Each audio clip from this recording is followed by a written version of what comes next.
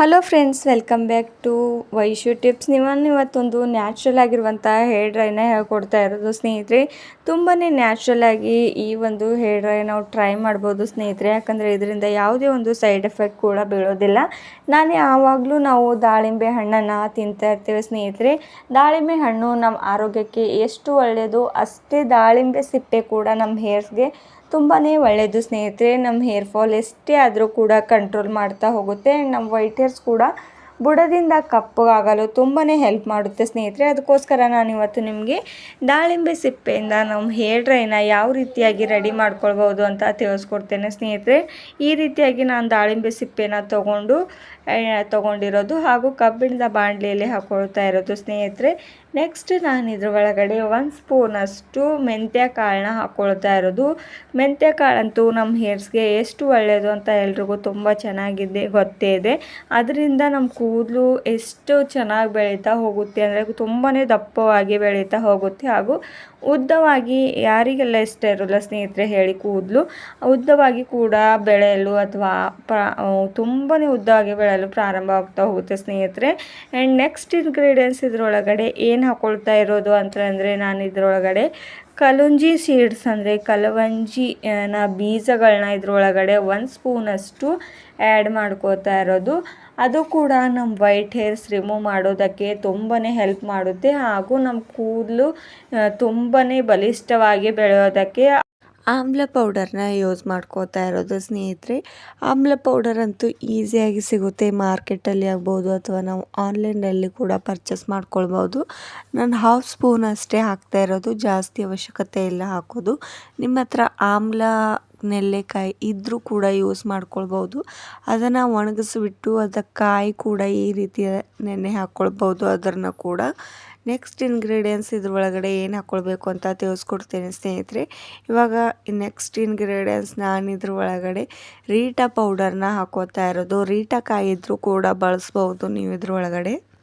ನಾನು ರೀಟಾ ಕಾಯಿ ಇಲ್ಲ ಅಂತ ಪೌಡರ್ಗಳನ್ನ ಬಳಸ್ತಾ ಇರೋದು ಫ್ರೆಂಡ್ಸ್. ನೀವು ಎರಡರಲ್ಲಿ ಯಾವುದು ಬೇಕಾದರೂ ಬಳಸ್ಬೋದು, ಇದೇ ಬೇಕು ಅಂತ ಏನಿಲ್ಲ. ಇದ್ರ ಪೌಡರ್ನ ಕೂಡ ನಾನು 1/2 ಸ್ಪೂನಷ್ಟು ಹಾಕೋತಾ ಇರೋದು. ರೀಟಾ ಪೌಡರ್ ಕೂಡ ನಮ್ಮ ಹೇರ್ಸ್ ತುಂಬಾ ಒಳ್ಳೆಯದು, ನಮ್ಮ ಹೇರ್ ಗ್ರೋತ್ ಆಗೋದಕ್ಕೂ ಆ್ಯಂಡ್ ನಮ್ಮ ವೈಟ್ ಹೇರ್ಸ್ ರಿಮೂವ್ ಮಾಡೋದಕ್ಕೂ ಸ್ನೇಹಿತರೆ. ಇವಾಗ ಇದು ಕೂಡ 1/2 ಸ್ಪೂನ್ ಹಾಕಿರೋದಾಗಿದೆ. ಈ ಅಷ್ಟು ಇಂಗ್ರೀಡಿಯೆಂಟ್ಸ್ ಕೂಡ ನಮ್ಮ ಹೇರ್ಸ್ಗೆ ಎಷ್ಟು ಒಳ್ಳೆ ರೀತಿಯಾಗಿ ವೈಟ್ ಹೇರ್ಸ್ ಇರೋದನ್ನು ಬ್ಲ್ಯಾಕ್ಗೆ ಕನ್ವರ್ಟ್ ಮಾಡೋದಕ್ಕೆ ನ್ಯಾಚುರಲ್ ಆಗಿ ತುಂಬಾ ಹೆಲ್ಪ್ ಮಾಡುತ್ತೆ ಸ್ನೇಹಿತರೆ.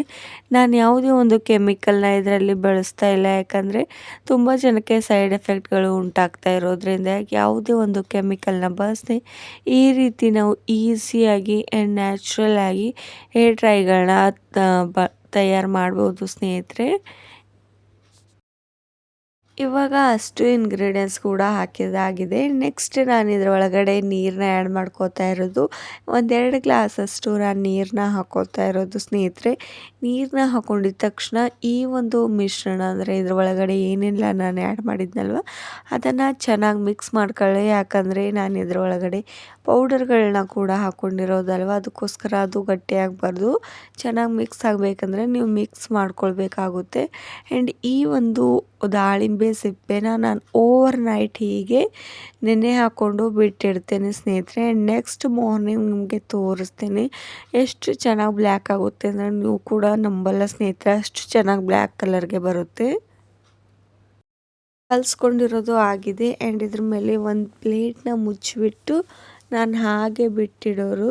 ಆ್ಯಂಡ್ ನೆಕ್ಸ್ಟ್ ಮಾರ್ನಿಂಗ್ ನಿಮಗೆ ತೋರಿಸ್ತಾ ಇರೋದು ಸ್ನೇಹಿತರೆ. ನೀವು ಕೂಡ ನೋಡಿ ಯಾವ ರೀತಿ ಕಪ್ಪು ಬಣ್ಣಕ್ಕೆ ಬಂದಿರೋದು ಅಂತ.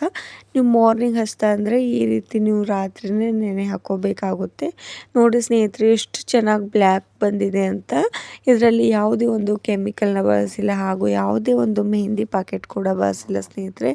ಆದರೂ ಕೂಡ ಇಷ್ಟು ಚೆನ್ನಾಗಿ ಬ್ಲ್ಯಾಕ್ ಕಲರ್ಗೆ ಬಂದಿರೋದು ಯಾಕಂದರೆ ನಾನು ಇದರೊಳಗಡೆ ದಾಳಿಂಬೆ ಸಿಪ್ಪೆನ ಯೂಸ್ ಮಾಡ್ಕೊಂಡಿರೋದಲ್ವ, ಅದರಿಂದ ತುಂಬ ಕಪ್ಪು ಬಣ್ಣಕ್ಕೆ ಬರುತ್ತೆ. ಆ್ಯಂಡ್ ನಮ್ಮ ಹೇರ್ಸ್ಗೂ ಕೂಡ ಈ ಒಂದು ನೀರು ತುಂಬಾ ಒಳ್ಳೆಯದು.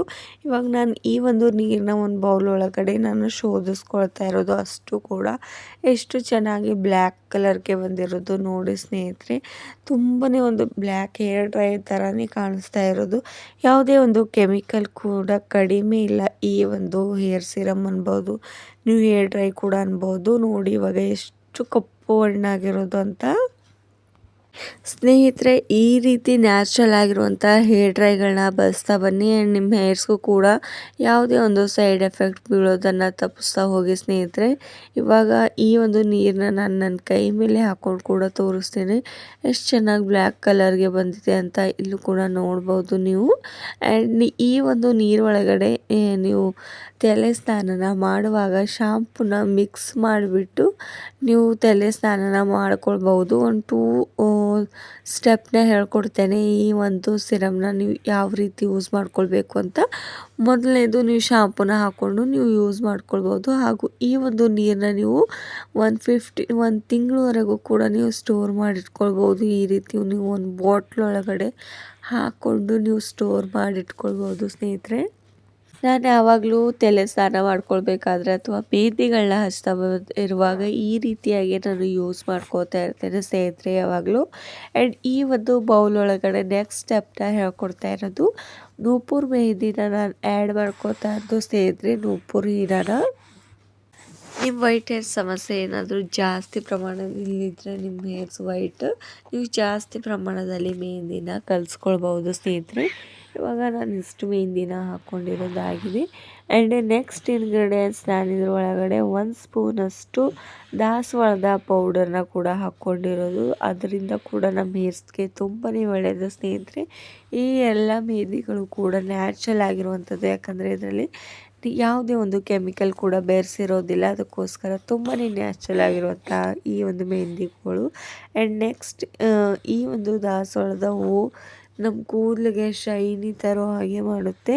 ಅದಕ್ಕೋಸ್ಕರ ಇದನ್ನು ಬಳಸ್ತಾ ಇರೋದು. ನೆಕ್ಸ್ಟ್ ನಾನಿಲ್ಲಿ 1/2 ಸ್ಪೂನಷ್ಟು ಏನಂತೀರ ನೀವು, ಬೇವಿನ ಸೊಪ್ಪಿನ ಪೌಡರ್ನ ಯೂಸ್ ಮಾಡ್ಕೋತಾ ಇರೋದು ಸ್ನೇಹಿತರೆ. ನೀಮ್ ಪೌಡರ್ ಕೂಡ ಅನ್ಬೋದು ಇದನ್ನು. ಅದು ಕೂಡ 1/2 ಸ್ಪೂನಷ್ಟು ಹಾಕ್ಕೊಂಡಿರೋದು. ಈ 3 ಇಂಗ್ರೀಡಿಯೆಂಟ್ಸ್ನ ಚೆನ್ನಾಗಿ ಮಿಕ್ಸ್ ಮಾಡ್ಕೊಳ್ಳಿ ಸ್ನೇಹಿತರೆ. ಮಿಕ್ಸ್ ಮಾಡಿಕೊಂಡು ಇವಾಗ ಮಿಕ್ಸ್ ಮಾಡ್ಕೊಳ್ತಾ ಇರೋದು, ಯಾಕಂದರೆ ಸ್ವಲ್ಪ ಕೂಡ ಗಟ್ಟಿ ಆಗಬಾರ್ದು. ಈ ರೀತಿಯಾಗಿ ಚೆನ್ನಾಗಿ ಮಿಕ್ಸ್ ಮಾಡಿಕೊಂಡು ಇದ್ರ ಒಳಗಡೆ ನಾನಿವಾಗ ಮಾಡಿಟ್ಕೊಂಡಿದ್ನಲ್ವ ನೀರನ್ನ, ಇದನ್ನು ಆ್ಯಡ್ ಮಾಡ್ಕೊಂಡ್ಬಿಡಿ. ನ್ಯಾಚುರಲ್ ಆಗಿರುವಂಥ ಹೇರ್ ಡ್ರೈ ಕೂಡ ರೆಡಿ ಆಗ್ತಾ ಇರುವಂಥದ್ದು. ಈ 2 ಸ್ಟೆಪ್ ಇವಾಗ ತಿಳ್ಕೊಂಡಿರೋದಾಗಿದೆ ಸ್ನೇಹಿತರೆ. ಮತ್ತೊಂದು ಸ್ಟೆಪ್ನ ಹೇಳ್ಕೊಡ್ತೇನೆ. ಈ ಒಂದು ಸಿರಮ್ನ ಯಾವ ರೀತಿಯಾಗಿ ಯೂಸ್ ಮಾಡ್ಕೊಳ್ಬೋದು ಅಂತ. ಇದನ್ನು ನೀವು ಡೈಲಿ ಮಲ್ಕೊಳ್ಳುವಾಗ ನಿಮ್ಮ ಸ್ಕ್ಯಾಲ್ಪ್ಗೆ ಹಚ್ತಾ ಬನ್ನಿ. ಕೇವಲ ನೀರನ್ನ ನೀವು ಸ್ಕ್ಯಾಲ್ಪ್ಗೆ ಒಂದು ಸಿರಮ್ ರೀತಿಯಾಗಿ ಸ್ಪ್ರೇ ಹೊಡಿತಾ ಬನ್ನಿ. ನಿಮ್ಮ ಕೂದಲು ತುಂಬಾ ಉದ್ದವಾಗಿ ದಪ್ಪವಾಗಿ ಆ್ಯಂಡ್ ಸ್ಟ್ರಾಂಗ್ ಆಗಿ ಬೆಳೀತಾ ಹೋಗುತ್ತೆ ಸ್ನೇಹಿತರೆ. ಅಷ್ಟು ಶಕ್ತಿಶಾಲಿಯಾಗಿರುವಂಥ ಈ ಒಂದು ನೀರನ್ನ ನೀವು ಕೂಡ ನಿಮ್ಮ ಮನೆಯಲ್ಲಿ ದಾಳಿಂಬೆನ ತಂದರೆ ತಿಂದು ನೀವು ಸಿಪ್ಪೆನ ಬಿಸಾಕದೆ ಈ ರೀತಿಯಾಗಿ ನೀವು ರಿಯೂಸ್ನ ಮಾಡ್ಕೊಳ್ಬೋದು ಸ್ನೇಹಿತರೆ. ನೋಡಿ ಇದರಿಂದ ಎಷ್ಟೆಲ್ಲ ಬೆನಿಫಿಟ್ಸ್ ಇದೆ ಅಂತ. ದೇಹಕ್ಕಂತೂ ತುಂಬಾ ಒಳ್ಳೆಯದು ಅಂತ ಎಲ್ಲರೂ ಚೆನ್ನಾಗಿ ಗೊತ್ತು. ಆದರೆ ನಮ್ಮ ಹೇರ್ಸ್ಗೆ ಎಷ್ಟು ಒಳ್ಳೆಯದು ಅಂತ ಯಾರಿಗೆಲ್ಲ ಗೊತ್ತಿಲ್ಲ ಅಂತ ಕಮೆಂಟ್ ಮಾಡೋದು ಕೂಡ ಮರಿಬೇಡಿ ಸ್ನೇಹಿತರೆ. ಹಾಗೂ ಇವಾಗ ಈ ಒಂದು ಮೆಹಂದಿ ಇವಾಗ ಚೆನ್ನಾಗಿ ಮಿಕ್ಸ್ ಮಾಡ್ಕೊಂಡಿರೋದು ಆಗಿದೆ. ಇದನ್ನು ಒಂದು 15 ಮಿನಿಟ್ಸ್ವರೆಗೂ ರೆಸ್ಟ್ ಮಾಡೋದಕ್ಕೆ ಬಿಟ್ಟು ನೀವು ತಲೆಗೆ ಹಚ್ಕೊಳ್ಬೋದು. ವೈಟ್ ಹೇರ್ಸ್ ಎಲ್ಲೆಲ್ಲಿದೆಯೋ ಅಲ್ಲೆಲ್ಲ ಹಚ್ಕೊಂಡ್ಬಿಟ್ಟು ನೀವು ತಲೆ ಸ್ನಾನನ ಮಾಡ್ಕೊಂಡ್ಬಿಡಿ ಸ್ನೇಹಿತರೆ. ಹಾಗಾದರೆ ನಿಮಗೂ ಕೂಡ ಇವತ್ತಿನ ವಿಡಿಯೋ ಇಷ್ಟವಾಗಿದೆ ಅಂತ ತಿಳ್ಕೊತೇನೆ. ಇಷ್ಟವಾಗಿದ್ದರೆ ಲೈಕ್ ಆ್ಯಂಡ್ ಶೇರ್ ಮಾಡೋದು ಮರಿಬೇಡಿ. ಹಾಗೂ ನಿಮ್ಮ ಸ್ನೇಹಿತರಿಗೂ ನಿಮ್ಮ ಫ್ಯಾಮಿಲಿ ಫ್ರೆಂಡ್ಸ್ಗೂ ಕೂಡ ಶೇರ್ ಮಾಡಿ. ಈ ಒಂದು ವಿಡಿಯೋ ನೋಡೋದಕ್ಕಾಗಿ ಧನ್ಯವಾದಗಳು.